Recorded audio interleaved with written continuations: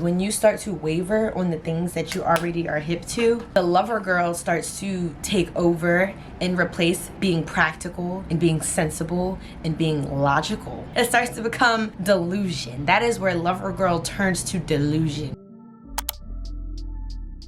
Hey guys, what's going on? It's the one and the only, the first and the finest, Miss Wright. Thank you so much for tuning into my YouTube channel. If you are new here, get a head start by liking, commenting, and subscribing. I promise it will be worth your while. And if you are returning, thank you so much for your support. Y'all already know the vibes. So right now, this video is probably gonna be a little bit short because I'm rushing. I actually will be going on a talk show here in Atlanta. Isn't that so cool? My friend that I used to work with at Revolt, she asked me and my friend to come on her show. It's called The Portia Show. It's filmed at Fox 5, so I'm getting ready for that. But I have more exciting news in another episode of our transformative series that I have been calling The Lover Girl Survival Guide. Welcome to episode number 3, baby. Yes, let's get into it. So, you might be asking yourself, what are we going to be discussing in today's episode? Essentially, I'll be getting ready for what I just told you I'm doing and discussing something that's very important as we progress through our healing journey. So, I am delighted to let you guys know that I have had my first date in a really long time yesterday. I was going to shoot this video prior to the date, but I actually was rushing, so I didn't. However, before the date, I had a meeting with my therapist, not having anything to do with the date, it just happened to be on the same day. Meeting with my therapist before the date allowed me to put some things into place that I think are very important to discuss as we are progressing through this journey, right? And one of the most important things that I feel like lover boys and lover girls need to be mindful of as we get out into the dating scene is having dating discipline. It's a struggle for a lot of lover girls like myself because we can have discipline in any area of our life. You could be devout in your religion, you could be devout to the gym, you could be dedicated to school, you could be dedicated to your career.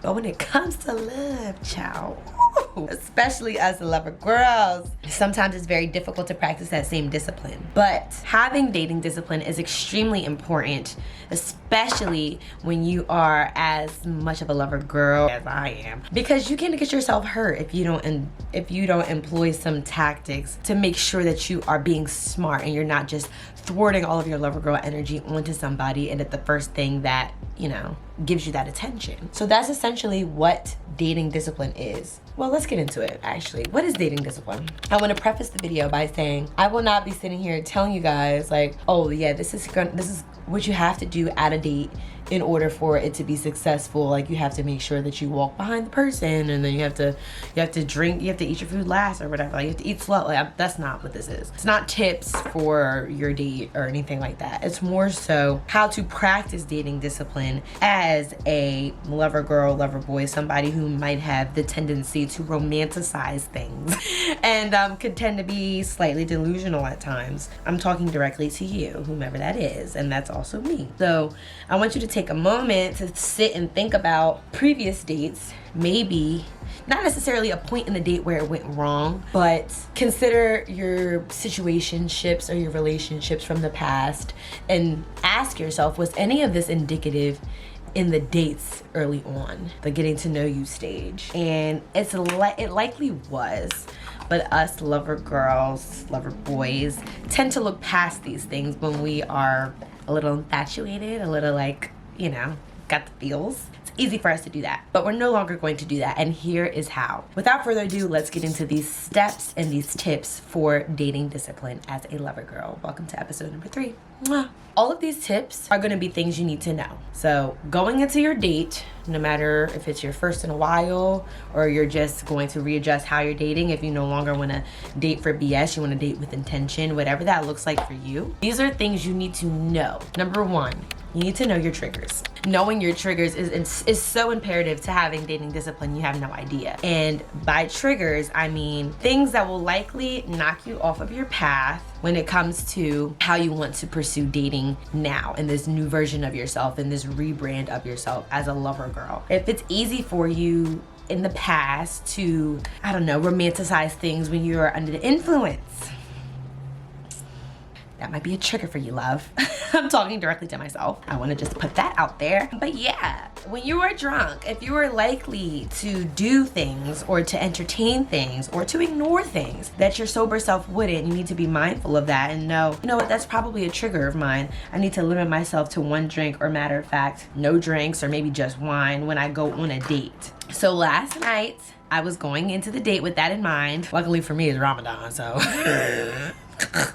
I'm not Muslim, but my date was, and I didn't have to worry because I was like, oh, you're not drinking right now. It's cool, it's fine, no worries. Like, it's just a whole lot easier to turn down when the other person isn't, because I'm never pressed to drink by myself. So that worked out for me. But I did go into it with like that in mind. Okay, no more than 2 drinks. I mean, no more than 1 drink. 1 drink maximum for me, and that's because it's a trigger for me. It could be something completely different for you. I think for a lot of people it is alcohol though, and that's why I started off with that one, because that way you can make sure you avoid said triggers. It could be hookah, it could be, I don't know, weed, it could be not driving. For some people that might be a trigger. Like if you get picked up, you're less likely to go home after. Oh child, that's gonna be my flub. Or wherever the first date is, like if you know you wanna, when you dance, you get a little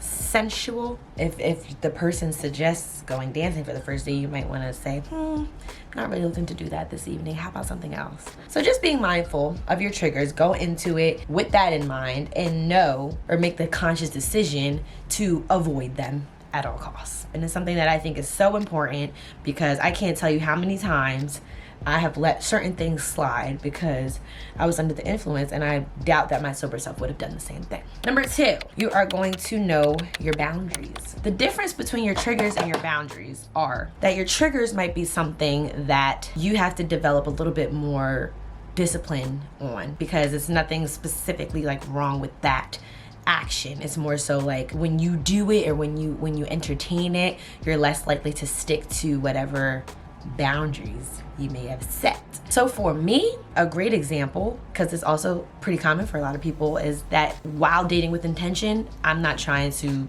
go back to nobody's house on the first date. I don't care if we don't do anything. I don't even care if we cuddle. For whatever reason, well, no, it's not for whatever reason. The reason is that it associates a level of comfort that I'm not at too early. You begin a pattern of moving too fast when you are, I should do my eyebrows first. I don't know why I didn't do that. For me, I think that if I, for one, on the first date, let you think that it's okay to take me to your house, one, you might want to bring me here a whole lot more often and say, oh, okay, well, she was cool with coming to my house the day I met her. Don't even know this person, mind you. I'm a single woman in Atlanta living alone. Like, you're not coming to my house and I'm not coming to yours. That's a big boundary for me. I don't care how many drinks I had on the first date. Hell, on the second or third date. I remember there was this one guy a while ago that I did like, and I was really starting to like even more. There was this one day where we had gotten a little too smizzed, a little too drizzed, but I wasn't that lit to be like, oh yeah, come on in.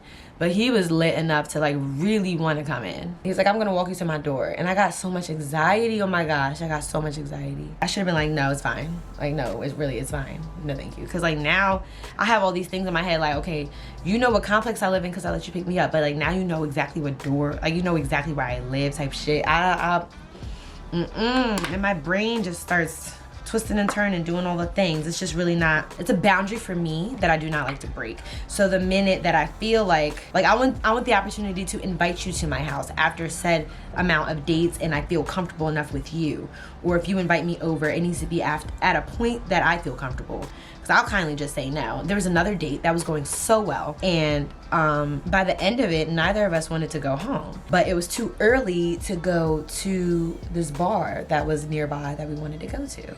It was like 9:30, and I guess the bar don't really start popping until 10:30. And he suggested that we just grab a bottle and pregame at his house. Y'all know what I said. Because I've heard that before. And following that, he was a great guy. He took me on several dates after that. Like, he understood why I said no. I'm like, I don't know you. I don't feel comfortable going to your house.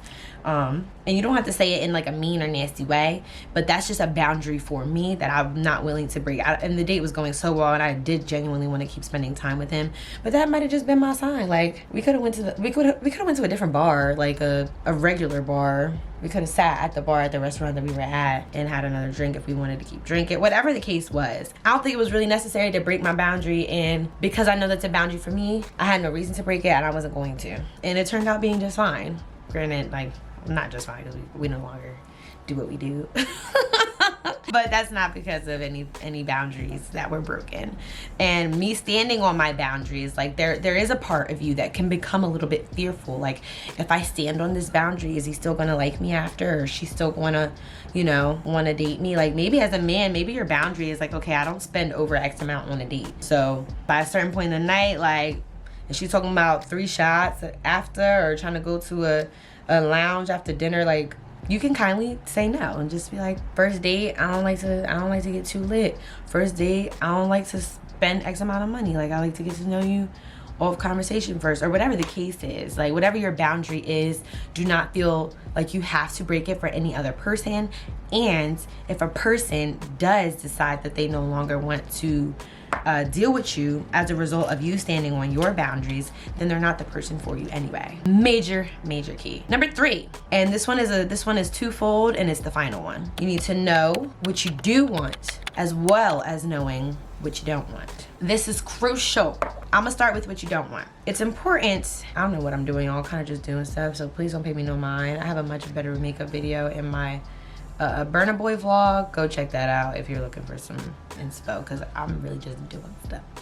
Knowing what you don't want is very important, because us lover girls have a tendency to start to waver on those things when we are feeling the feels, right? You could know going into a date that you are not looking for someone who, I don't know, maybe isn't at a certain level of financial stability, because you've dealt with that, you've been the breadwinner in previous relationships, and it's not for you. And then you go on this date, it's going well, and then you start to ask them what they do for work, and they tell you something that is barely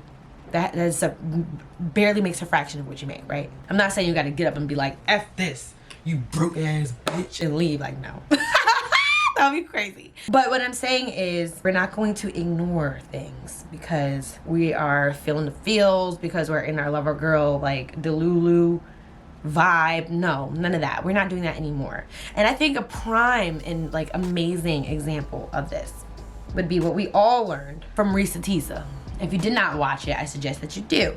Now, I don't know that she got all these triggers on the first date, but typically there's something that you learn on a first date with a person that indicates something along those lines, right? And I'm the queen of this. I'm actually preaching to myself, because I've done it plenty of times. Like, not the person yesterday per se, but when I met that person, I'm like, oh yeah, he's toxic. Pretty much told me in so many words he's toxic.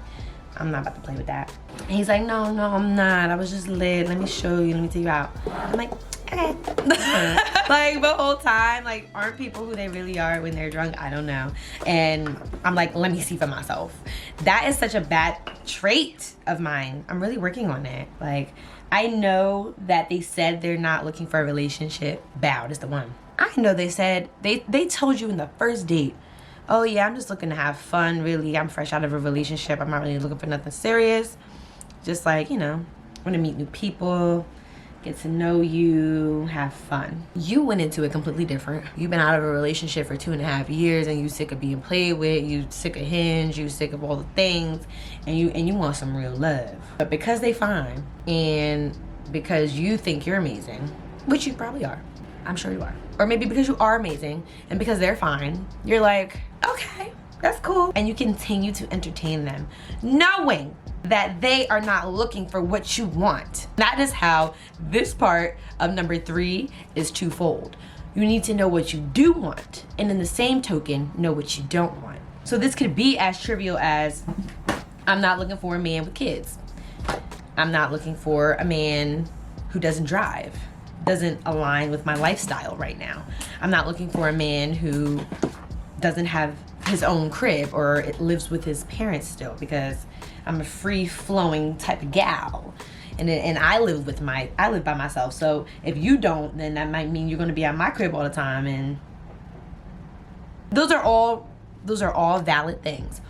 And they can be as trivial as that, or it could be deeper. I know I don't want casual sex. I know I don't want the trauma, mommy issues, not healed, baby mother drama, fresh out of a relationship. All that stuff, you might be like, no, not for me. And when you ask yourself what you do want, which is most important, I think you should know that before you even start dating, before you even start entertaining people to go on the date, you need to know what you are dating for. You could want casual sex. You could want to just have fun, be outside, eat and drink for free.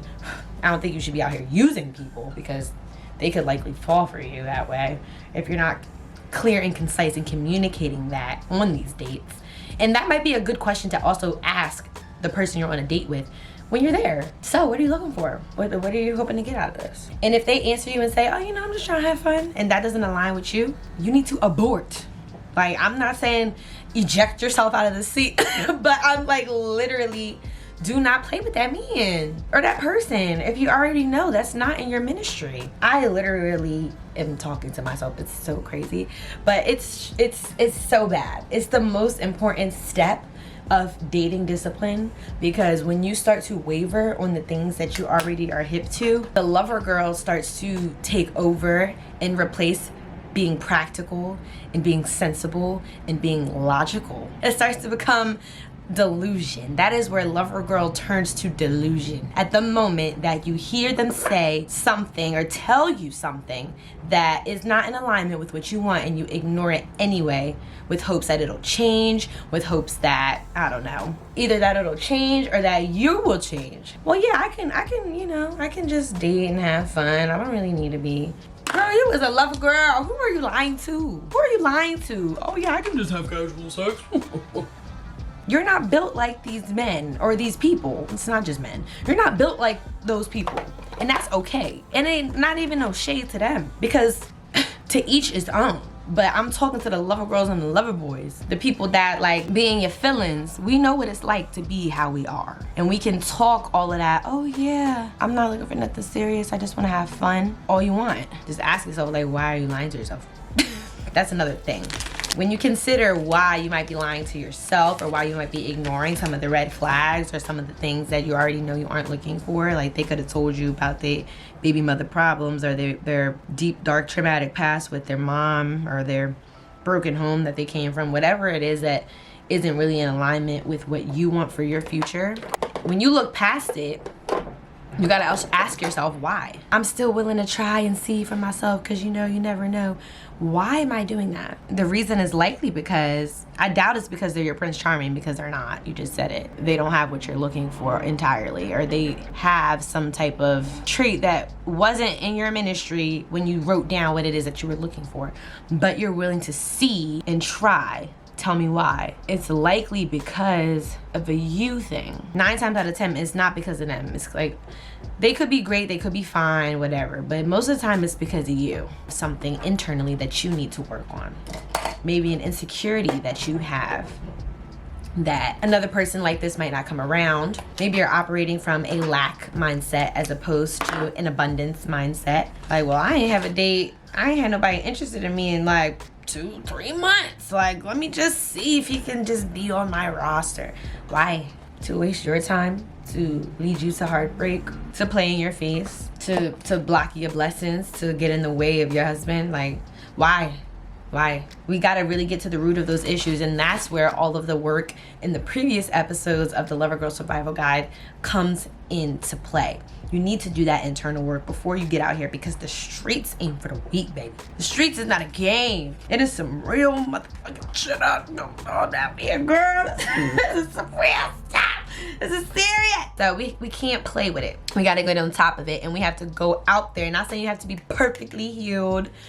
You have to have absolutely nothing wrong with you. All your insecurities gotta go away, because that's not realistic. People are never gonna be perfect, and insecurities exist. However, we do have to do that internal work before we really consider opening ourselves up emotionally to somebody else seriously. So I feel as though if we know our triggers, we know our boundaries, we know what we don't want, and we know what we do want, that we will be able to step back out into the dating world with a newfound discipline that will protect our true lover girl and lover boy selves and keep us wholesome, happy, healthy, and thriving, and not delusional, getting your heart stepped on with Timberland boots on the concrete.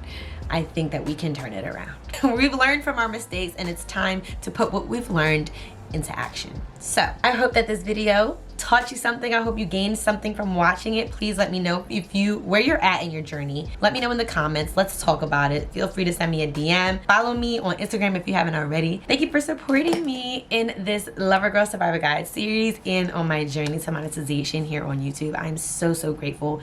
Every time I get a new subscriber, my heart skips a beat because I couldn't be more grateful for you guys. And honestly, having these conversations with you and opening up to y'all is genuinely helping me on my journey as well. So like I said, please do not hesitate to follow me on other platforms, TikTok, Instagram, and to comment below and like really get into it. Like, let me know where you're at in your journey. Y'all know where I'm at. I'll just be up here chatting. And we'll really get into it because this is fueling me. It's genuinely making me feel good. It's making me feel better about where I'm at in my journey, and it's making me feel whole knowing that I can help somebody else to get to a better place in their journey as well. So thank you again for tuning in. Make sure you like, comment, and subscribe if you haven't already, and hit that notification bell so that you do not miss the next drop. I will see y'all in the next video.